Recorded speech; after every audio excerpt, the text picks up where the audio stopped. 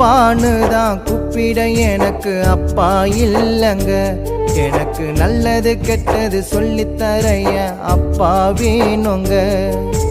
அக்கம் பக்கம் அப்பா அம்மா பாசத்தை பார்க்கிறேன்.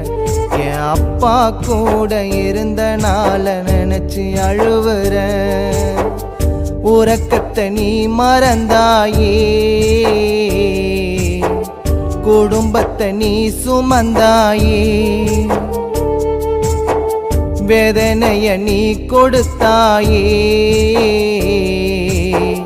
சொல்லாமல் நீ இறந்தாயே.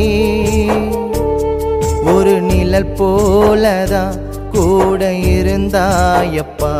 மண்ணில் விதையாகதான் உன்னை புதைச்சோமப்பா. நீ இறந்தாலுமே என்ன மறக்காதப்பா.